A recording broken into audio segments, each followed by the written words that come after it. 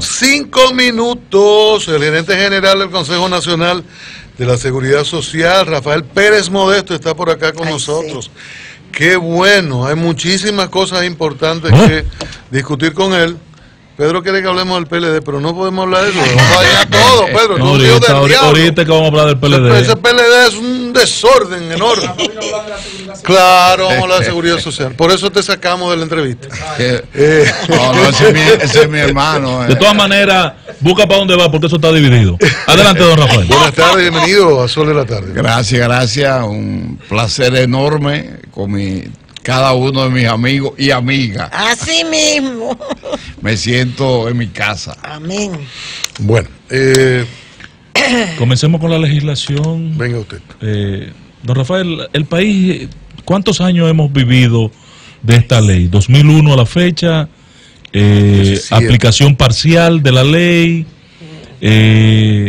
Todos hemos esperado, teníamos la expectativa hace 2 años por como ustedes iniciaron todo un movimiento, casi todas las partes de acuerdo en una modificación a esta ley. ¿Cuál es la historia? ¿En qué pie está la potencial modificación a la ley de seguridad social en la República Dominicana? Bien, por un asunto de la naturaleza nuestra, por nuestra trayectoria pública primero, y segundo, por un respeto a cada uno de ustedes, yo no voy a evadir ninguna de las cosas que ustedes puedan tener como inquietud y como pregunta de ese género.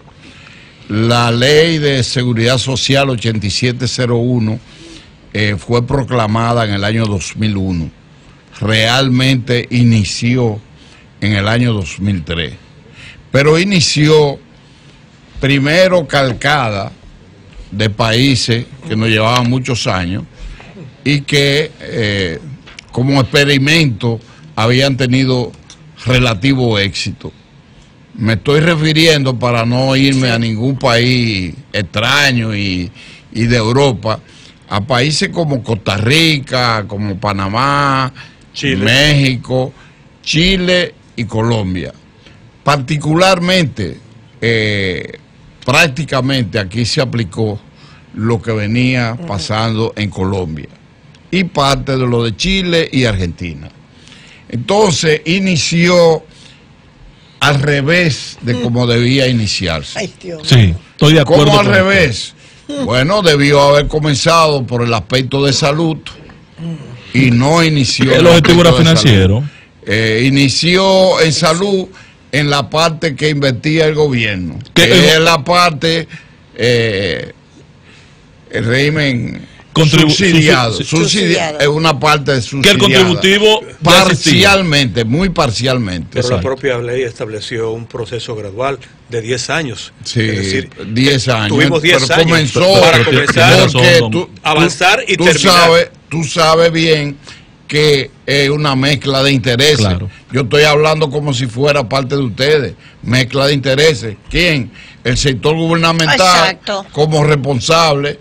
El sector empresarial, que tiene el capital, el sartén por el mango, y el mango por también. no decir que el mango también, y que aporta una gran cantidad de dinero. El que aporta, el dueño de esto impone condiciones. Pedro acaba de salir ahora de aquí, de este grupo, ¿verdad? a una gestión de trabajo. No lo pero recientemente estaba en uno que salió bien. Entonces lo sacaron, compañeros, realmente. Lo sacaron. Bueno, penosa. Eso lo dieron ustedes. Bien. Entonces, ¿qué concesiones se hicieron? La ley que establecía comenzar por salud, por el régimen contributivo.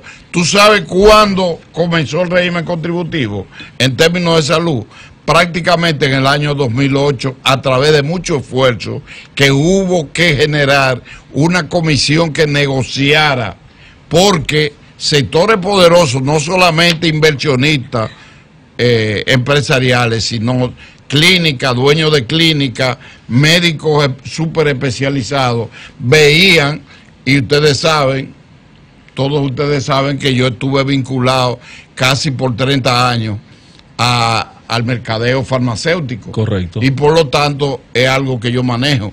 ¿Qué era lo que veía? Bueno, que iba a venir una catástrofe Pero para la clínica, Sí. para los laboratorios. Que todavía lo están diciendo. No, ya no lo están diciendo porque se han enriquecido. Pero Andeclip vino aquí, la asociación. Ah, pero y eso él es dice buscando exacto. ganancias. Sí, Más ganancias, ganancias. pero que le ha ido Pero, mal, si que le ha ido mal. Cualquiera de ustedes va a una clínica mediana y grande, y si no han crecido porque no tienen por dónde proyectarse, Así mismo. porque tienen seguirse expandiendo. todos los tipos de equipos, tecnología, Sí. Ahora, don Rafael, especialidades, y al mismo tiempo la usan, aunque el paciente muchas veces no lo requiere. ¿Por qué? Porque no se inició con la atención primaria, exacto, que es la clave Oye, de que este haya sistema, una salud. de este Porque, doña Consuelo, usted se siente mal de lo bronquialmente, le da un virus y usted cree que es un problema neumológico y arranca para un neumólogo, le mandan a hacer todos los estudios del mundo, le cobran la diferencia, una diferencia abismal. Hay quienes cobran 5,000, 4,000, 3,000. No cogen ni siquiera el seguro. No lo cogen el seguro, no lo cogían. No lo cogían, ese aspecto lo hablaremos luego. Pero aparte de eso, la clínica, si tú llegabas a emergencia, si no tenía el seguro que ellos les interesaba, no te atendían o te cobraban, o tiene que, si internado tiene que dejar una parte de dinero. Entonces, todo ese tipo de problemas realmente, y en el aspecto subsidiado, los pacientes dependían de hospitales en ese momento en un estado de carencia total. Ahora han ido mejorando, cada año se inaugura, cada mes, cada semana un hospital con equipos, y para el próximo año se hizo una red, porque todos los hospitales del Instituto Dominicano del Seguro Social se han fundido con los hospitales manejados por el Ministerio de Salud. Y van a ser la base de la primera atención, de la atención primaria. Que es una meta. Si eso no se consigue, la seguridad social en términos de salud no llegará, porque ha avanzado tremendamente. Y yo te decía que... Pero antes de que usted cambie de tema, pero un momentico. No, yo no voy a cambiar de tema. Permítame, o que avance más en él. Permítame, porque quiero aprender de algo. Cuando entra en vigencia la ley, usted dice, inicia su aplicación, a pesar de ser promulgada en el 2001, inicia su aplicación 2003. En el 2003. Y te 2002, dice, 2003. Y inicia con el sistema subsidiado. Y yo recuerdo realmente que en el 2003, final de 2003, en Barahona, Hipólito Mejía pone logra unos 300,000 y pico de personas, de afiliados. Pero yo tenía la impresión, corríjame, de que ya el modelo contributivo, teníamos la experiencia en el país, existía como tal. No existía. Lo que habían era seguros privados. Eso es que si tú llegabas eso es contributivo. Que es el contributivo el que tú pagabas. Pero no con el concepto. No con el concepto de contributivo. No en el concepto, porque era privado totalmente. Pero mira cómo era. Mira esta gráfica que yo le muestro a cada uno de ustedes, si es posible. Póngase a trabajar, compañero. En el año 2003, apenas un 0.5% de la población estaba asegurada a través del IDSS y a través de el régimen subsidiado. En el 2004 llega a 0.7, es decir, 700,000 dominicanos estaban. Entonces, mira el avance que ha tenido la seguridad social. Es mucho. Ha ido creciendo. Hoy en día nosotros apostamos que terminamos este año con un 80% de la población cubierta. Terminamos, 8 millones. Como tú puedes ver, 75.5, y estamos en 8 millones de 10 millones de dominicanos están cubiertos. De 10 millones y algo de dominicanos están cubiertos en la seguridad social. ¿Con cuál régimen? En los dos. La combinación de los dos. Contributivo del y subsidiado, que son de aquellas personas sin trabajo, vulnerables, que no tienen quien lo ayude, Eso tiene la misma cobertura del régimen contributivo y esos son 3.5 millones. Quedaría muy poco de la población, que sería prácticamente los que faltan para el sector. Hay mucho de el sector informal, y hay muchos también que no son solamente cañeros y motoristas y vendedores, choferes, médicos, y vendedores de mango o de naranja. No, eso incluye profesionales, médicos, ingenieros, agrónomos, arquitectos, que no dan una relación por no pagar los impuestos. Si en otro país, como ustedes estaban poniendo, el caso de lo que es la institucionalidad, cuando hablaban en el otro tema, caen presos porque tienen que pagar los impuestos y tienen que pagar la tesorería. No es posible,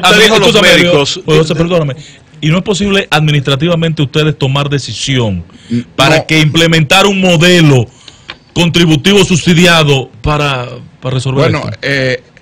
El régimen contributivo subsidiado no existe en ningún otro país que no sea que aquí se concibió esa idea, pero aplicarlo ha sido extremadamente difícil. Se han hecho estudios, nosotros formamos parte de entidades internacionales que no han hecho estudios de cómo, si una gente pobre pero labora, entonces, bueno, da la parte que pueda, porque ustedes saben que es un 10% de los ingresos, el sector empleador, sea gobierno o sea privado, paga el 70% de ese 10% y el resto, cerca de 3%, lo pagan los trabajadores. Entonces, el contributivo subsidiado está concebido de que lo que no puedan pagar el gobierno deba cubrir como esa empleador parte virtual. Sí, pero encontramos lugares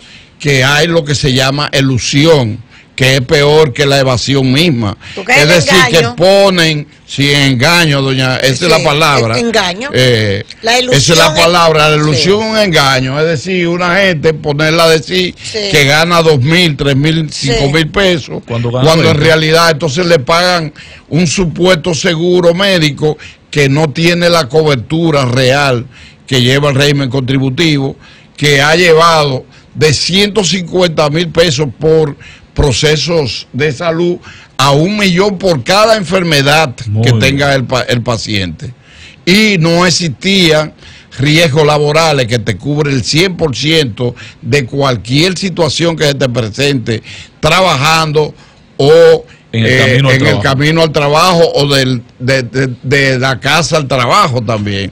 Licenciado, usted habló de los médicos que representan el sector que más se queja del funcionamiento del sistema. Se quejan una parte con razón, porque las aseguradoras de riesgo de salud no le pagan lo que ellos entienden que se merecen. Y un médico especialista, digamos, y muchos quisieran salir de ahí porque neurólogo, otorrino, médico especializado, le pagan quizá 300, 400 pesos, pero ellos le cobran al paciente o la paciente que vaya 3.000, 4.000 pesos. Entonces, ¿qué sucede? Que la cápita, el per cápita, lo que se paga por la atención a cada paciente, cada día, y eso es lo que ustedes oyen que reclaman, las aseguradoras de riesgo de salud reclaman que aumenten la cápita para ellos poder dar buenos servicios,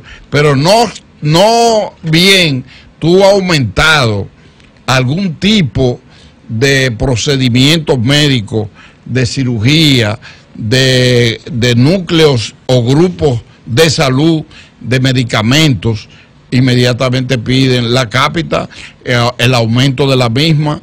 Ahora mismo la ley no contempló en detalle el problema de los accidentes de tránsito en el país que más accidentes de tránsito hay, y la Seguridad Social incluyó, y es uno de sus logros, los accidentes de tránsito a través de un Fondo Nacional para Accidentes de Tránsito que se llama FONAMAT. Entonces, ¿qué falla? Hay otras medidas, ¿verdad, don Rafael? O sea, que ustedes están tomando una serie de medidas en el Consejo hemos tomado muchas, doña Consuelo, ¿cuáles yo le puedo señalar? Ajá. Como, o sea, vengo desde un punto de vista autocrítico y diciendo lo hicimos al revés, pero lo hicieron al revés lo que estaban dirigiendo en ese momento, que hicieron una serie de concesiones porque había, por un lado, en la población temor de que eso no funcionara y que los fondos de pensión se le van a robar a cualquier gobierno. Como pasó en el ISS. Bueno, y como ha pasado en muchísimos países. Entonces, no ha pasado así. Hoy en día, los fondos de pensiones, constituyen casi el 16% del Producto Interno. No es el ahorro nacional. Es el ahorro nacional. No es la base, quizás no es el ahorro nacional, pero es la base, es parte de la base de sustentación de la economía, de la estabilidad de nuestra economía. Los fondos. Entonces, los fondos. Claro. Porque 523 mil millones ahí en banco. Como son 523, llega casi a 600 mil. Más los intereses. Entonces, ¿qué sucede? ¿Y eso se está ahí? puede decir, no, esto está, claro, eso doña, está ahí. Se no puede decir por centavo, doña Consuelo. Se puede decir. Está ahí, aunque en papeles, pero está ahí. ¿Dónde están? ¿Dónde están? ¿Qué porcentaje hay en cada uno? Certificado de ventanilla, certificado de depósito, en bonos, en inversiones en el Banco Central, en renta interna, en renta fija. Están en los bancos y quienes lo manejan son los bancos. Que comienzan a poner los bonos del Tesoro norteamericano, yo quiero verlo ya. ¿Para qué si eso está quebrado? No, doña, los chinos lo van a quebrar. Mire, ya nosotros somos pro chinos también. Don Rafael, déjeme preguntarle algo. Es una pregunta, son dos. ¿Es cierto que la ley surgió, la de la seguridad social, para beneficiar la banca dominicana? Ese es un concepto. En la práctica lo ha beneficiado a ellos. Que levanta porque ciertamente no. El sistema financiero. Yo estoy hablando con una gente que el que no sabe nada más ve cuando usted le dice la verdad, monda y lironda cualquiera. Pero yo estoy hablando con una gente que es socióloga, que es una... No, periodista, porque la sociología es una mezcla de las dos. Terminé por meterme en el comunismo. Bueno, pero maneja los conceptos de Marta Henneken y de Lenin y de esa gente. Le miró el peinado y le dio socióloga. La sociología bien aplicada no deja nada. Entonces, ¿qué sucede? Yo estoy hablando con una persona que no podemos entender. No, ¿qué sucede? ¿Cuál es la conclusión que llegan? ¿Qué tipo de sistema prevalece aquí? ¿Y qué sucede en los países que tienen un tipo de sistema diferente? Que están dejando que inviertan capitales y entonces por consiguiente llega un momento que el que invierte, el que tiene poder económico, impone las condiciones. Pero por ejemplo, hay países donde usted ha dicho lo mismo con otras palabras. Sí, exacto. Bueno, interprétalo. Gracias, camarada. Por ejemplo, en Bolivia se robaron los cuartos de las... En Chile se ha tirado a la calle con los fondos de pensiones porque son miserias. Porque la gente tenía en Argentina, en Chile, pero también en España, también en Italia, también en Francia y en muchos países de Europa, por no mencionar solamente lo de América Latina, que en Colombia, por ejemplo, en el aspecto de salud, que fue lo que tomamos, a la gente le daban todo lo que pedían, cualquier receta, y no tomaban en cuenta, porque la seguridad social tiene varios principios. Hemos mencionado aquí, sin decirlo, la universalidad, o sea, cuál es el derecho de toda la gente a tener salud. Hemos hablado de solidaridad, el que más tiene más debe aportar. Hemos hablado de que debe ser gradual, porque tú no vas a cambiar una situación como la que había aquí histórica en el seguro social. Hemos evolucionado y hemos mejorado. Totalmente de acuerdo. Anteriormente, yo comenzaba a decir, tú tenías 60 años, te sacaban de un seguro. Si tú tenías cáncer, una gente tenía, no voy a mencionar tu nombre, si cualquier persona que tuviera problema hepático, problema renal, problema de hipertensión, problema cardiovascular cualquiera, condenado a morirse, lo sacaban del seguro, lo sacaban, no le daban el seguro. Pero eso son empresas también de Estados Unidos y de otros países, cualquier seguro de eso. Hoy en día no es así, y cada vez se van integrando nuevos procesos, nuevas enfermedades. Pero en Estados Unidos no ha habido forma de implantar ese régimen. En Estados Unidos nosotros estamos, mire, le digo con autoridad, dígalo. Con autoridad, nosotros en términos de seguridad social estamos más avanzados que en Estados Unidos. Estados Unidos tú vas y en una emergencia te atienden. Lo decían los técnicos en la discusión. Te sacan de ahí automáticamente y tú no tienes cuarto.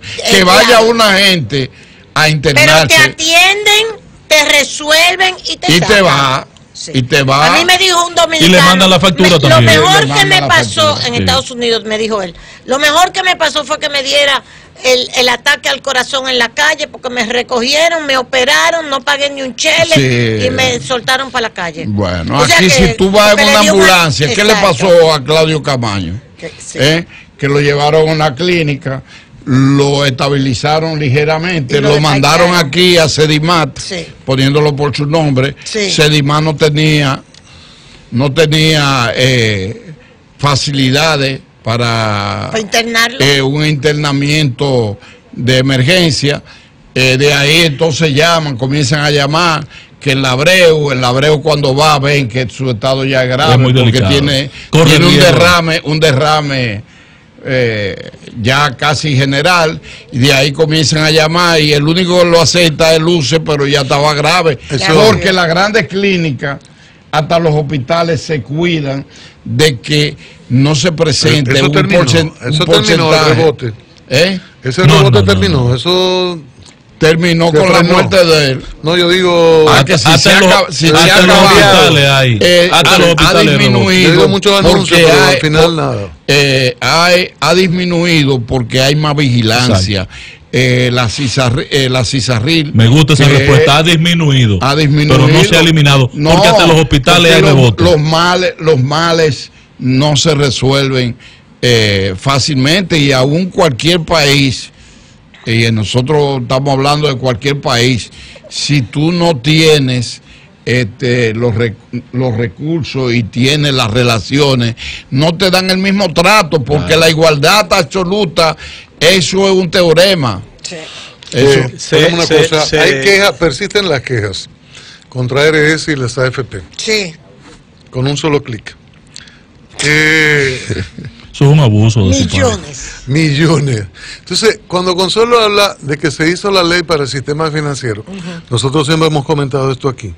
Y ocurre que las grandes ganadoras, anualmente, entre los dos sectores, alrededor de 8.000 millones, entre 7.500 y 10.000 anuales, ahí no hay duda, ahí hay unas ganancias permanentes, pero hay quejas de muchos actores del sistema, en ocasiones las clínicas, los médicos, y ni hablar de los clientes, que le dicen usuarios, pero es un dinero que uno paga. Entonces, ¿no hay alguna situación de revisión? ¿O ustedes entienden que eso está bien así? Agrégale a eso, Modesto, que la Asociación de Administradoras de Riesgos de Salud han denunciado que entre un 10 y un 15% de los pagos que hacen esas empresas se aplican a diferentes modalidades de fraudes y trampas. Eso es verdad. ¿Han ustedes identificado por dónde andan, de dónde proceden y cómo se pueden controlar esos fraudes y trampas? En el mismo orden, existen, por favor. O sea, comenzando atrás o... No, en el mismo orden. No, mira, ¿qué sucede? Las aseguradoras de fondos de pensiones, AFP, las ARS, juegan su papel, pero hay pública, o sea, hay ARS pública, Senasa es un ejemplo de eficiencia. ¿Y qué sucede? Que este es un país capitalista, donde la competencia, el servicio que se da, es común. O sea, ¿cómo ustedes en poco tiempo se han impuesto aquí, habiendo tantos medios con con grandes inversiones. Por la calidad y la visión de don Antonio. Por la calidad y la experiencia acumulada por ustedes, cada uno de ustedes, por separado. Cuando se junta, eso tiene un nombre. Eso se llama potencialización y eso tiene otro nombre más. Sinergia. Entonces, ¿qué sucede? SENASA ha logrado, tiene todo los 3.500 millones de habitantes que subsidia el gobierno, que no se atrasa un día pagando eso, con un cápita determinado, pero al mismo tiempo, en la medida en que da mejor servicio, en esa misma medida también disminuyen otras que tienen grandes, que antes capitalizaban todo, prácticamente el 100%.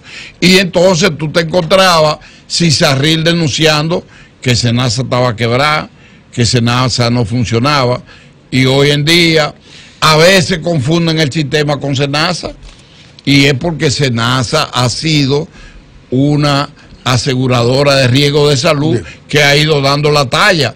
La ARL, tú no encuentras que la mencionan, que la ARL... Pero es sumamente exitosa. Es una de la empresa más exitosa del sistema. Bien, tan exitosa que tiene recursos que le sobran.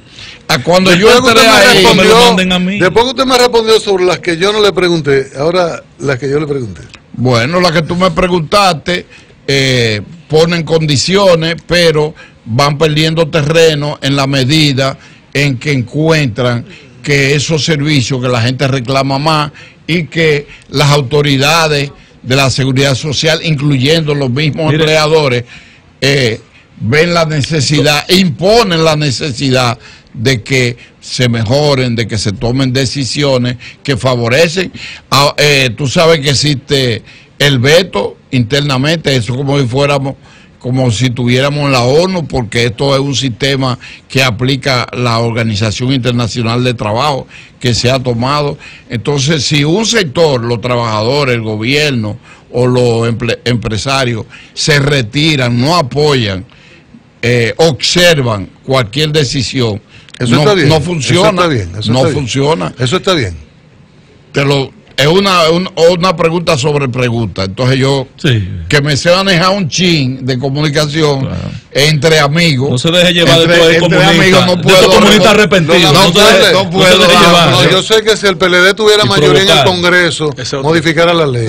No sea así. Le refresco la pregunta sobre la denuncia de Adar. No, si me deja terminar ese aspecto, porque yo tengo que entrar. Le refresco la pregunta, ciertamente. Adar dice que a través de diferentes modalidades de fraudes y trampas se consume entre el 10 y el 15% de los pagos que hacen las ARS.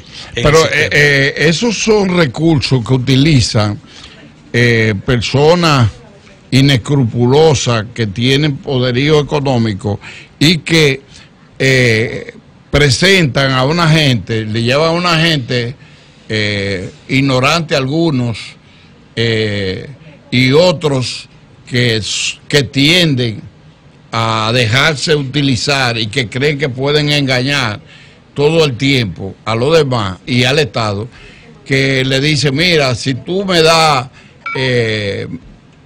3,000 pesos, yo te garantizo a ti que tú, la seguridad social te va a cubrir todo.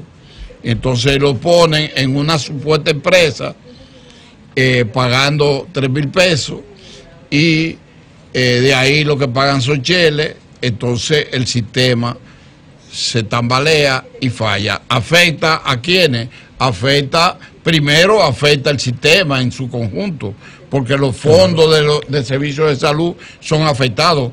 Con lo que se cubre la seguridad social es con un fondo que hay permanente, que se ha logrado mantener.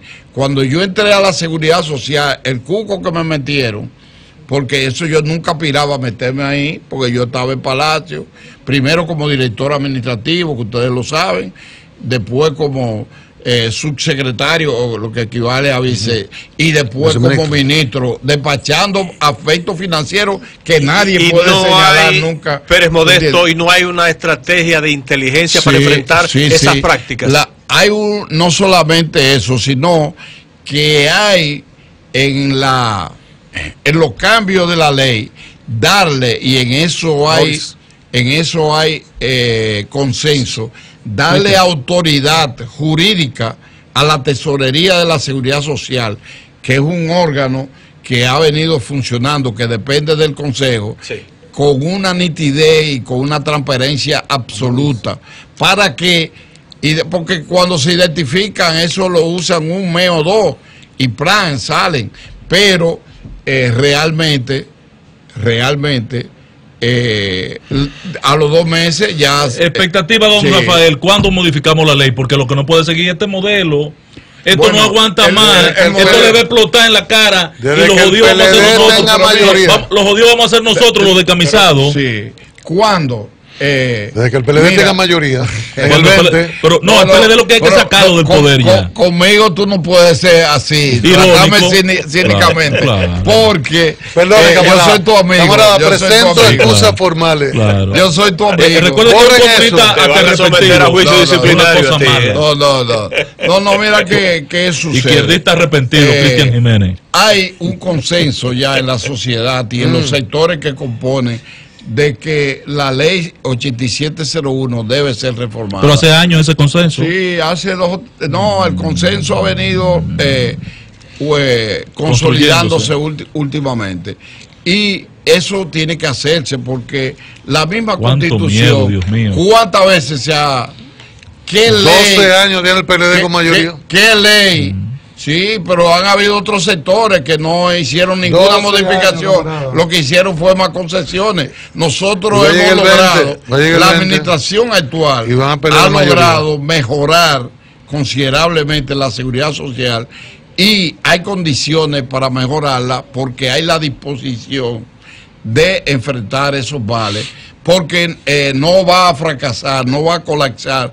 Este es un sistema que está sólido, que ahora mismo es una fuente de estudio de muchos países, ya con muchos años más avanzados que nosotros, que no cuentan con una institución como la DIDA, que defiende e informa a los afiliados. Pues eso no sirve. Mire, gracias. Eso no sirve. No tiene para todo hay dinero, menos para la información. Pero eso se va a arreglar, Cristian, ahora cuando nosotros ganemos el gobierno. Ahora eso se va a arreglar. ¿Quiénes somos nosotros? Mucha gente. Vamos a ganar ahora. La DIDA acaba de decir esta señora que no tiene dinero para poder... Está desmontando sus operaciones en diferentes puntos. Que está cerrando oficinas porque no tiene cuarto. Pero la DIDA ha venido jugando. Pero no ha hecho nada la DIDA. No orienta. No, es necesario fortalecerla, doña. Bueno, una entidad fundamental de este sistema. Pero no tiene ni siquiera dinero. Ella fue que lo dijo. No tiene suficiente, como no lo tiene el mismo consejo. Como no lo tiene el mismo consejo, yo soy el gerente general, pero las letras y tenemos 7 años con el mismo manejando. Pero las letras que yo le di aumentan anualmente en miles de millones. Exacto, entonces el fondo de pensiones, millonarios. Lo que se ha ido aplicando, tiene que ver una cosa con la otra. Sí, se relacionan. Lo que hay que ir disminuyendo y poniendo medidas para que tengan que ajustarse.